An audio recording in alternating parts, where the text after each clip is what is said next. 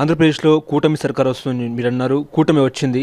కూటమి గెలవడానికి గల కారణాలు, అదేవిధంగా వైసీపీ ఓడిపోవడానికి గల కారణాలు. కూటమి గెలవడానికి కారణాలు రెండు, వైసీపీ ఓడిపోవడానికి కారణాలు మొత్తం. అంటే కూటమి గెలవడానికి ఒకటి పవన్ కళ్యాణ్ గారు మెయిన్ ఇంపార్టెంట్, చంద్రబాబు నాయుడు గారు, లోకేష్ గారు పార్ట్ ఆఫ్ ది బీజేపీ.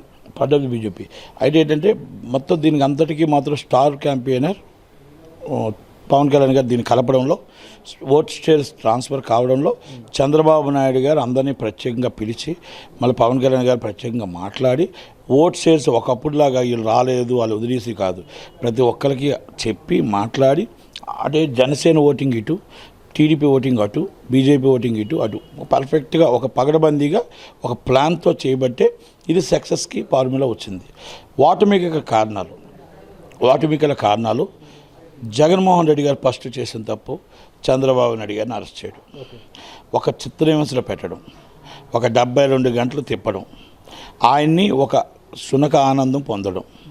ఎందుకంటే ప్రజలు చూశారు, ప్రజలు అంత పెద్ద ఆయన్ని ఈ విధంగా ఒక అక్రమంగా తప్పుడు కేసులో పెట్టి అరెస్ట్ చేయడం అనేది తప్పని భావించారు.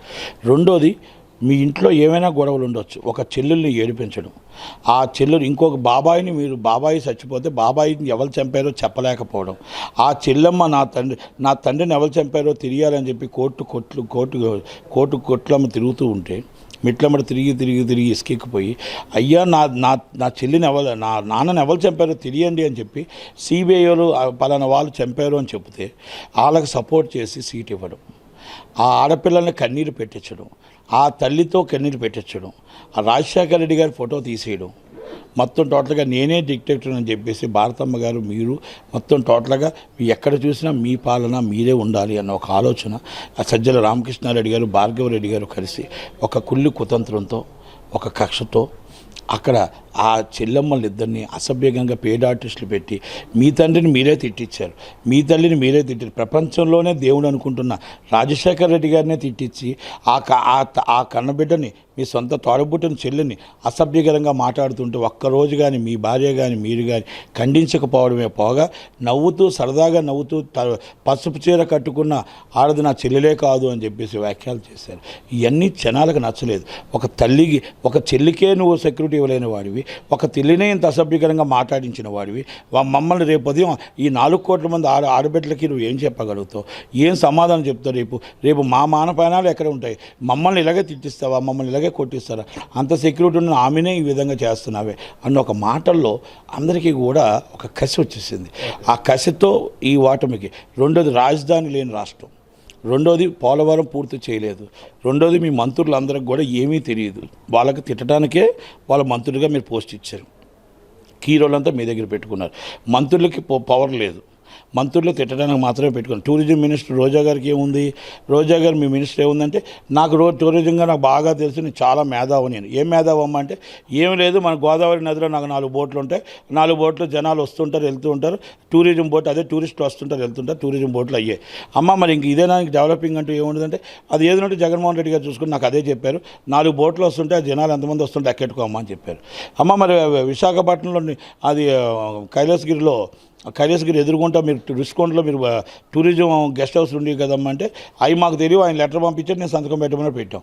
అంటే ఎవరికి కూడా ఏ శాఖకి ఏంటో తెలియదు, ఏ శాఖ ఎవరి దగ్గర ఉందో తెలియదు, మొత్తం కథాకాయ మొత్తం మీరు భారతమ్మ గారు నడిపారు.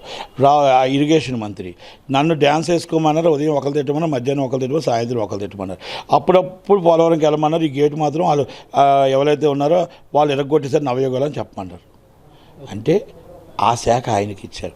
ఆయన ఒక పరిశ్రమ శాఖ మంత్రి, ఆయన ఏమంటే నాకు 13 లక్షల కోట్లు వచ్చాయని చెప్పమన్నారు, ఎక్కడ వచ్చాయి ఏమొచ్చాయి చంద్రమోహన్ రెడ్డిని అడుక్కోండి నాకు తెలియదు అంటాడు.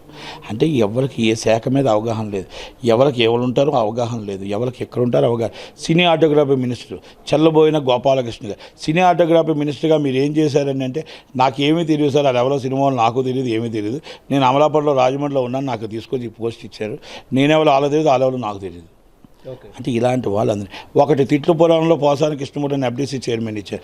బాబు నువ్వేమైనా చేసావా అంటే, నేనేమీ చేయలేదు, నన్ను ఉదయం తిట్టమని మధ్యాహ్నం తిట్టమని ఫ్యామిలీని తిట్టమన్నారు, ఆ ఫ్యామిలీస్ని మాత్రం తిడతాను నేను అని చెప్తాడు. అంటే ఎవరికి ఎక్కడ డెవలపింగ్ లేదు. మీరు రోజుకి దీన్ని సరదాగా మీకు ప్రజలు ఇచ్చిన మ్యాండేటరీని ఒక ఎంజాయ్ చేయడానికి, మీరు కూర్చొని సరదా పడటానికి, సంతోషపడటానికి, ఎదుటి వాళ్ళని ఇబ్బంది పెట్టడానికి మీరు వాడుకున్నారు. కాబట్టే ప్రజలు మీలాంటి వారు తిరగబడి ప్రధాన ప్రతిపక్షం కాదు కదా, ప్రతిపక్షం కూడా లేకుండా మీకు ఆ మ్యాండేటరీ ఇచ్చారు.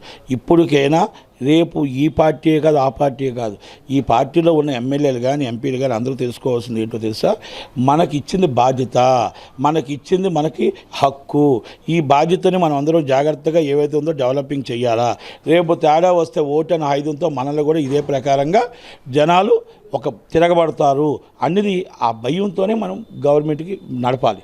ఎందుకంటే జగన్మోహన్ రెడ్డి 151 సీట్ల నుంచి 11 సీట్లకు ఎలా తీసుకొచ్చారో అది మనం గుర్తుపెట్టుకోవాలా. ప్రజల విజ్ఞులు, ప్రజలకు అర్థమవుతుంది కనుక ప్రజలు మన న్యాయ నిర్ణేతలు కాబట్టి మనం అర్థం చేసుకొని మనం మసులుకోవాలనేది మాత్రం జగన్మోహన్ రెడ్డి గారు తెలుసుకోవాలి.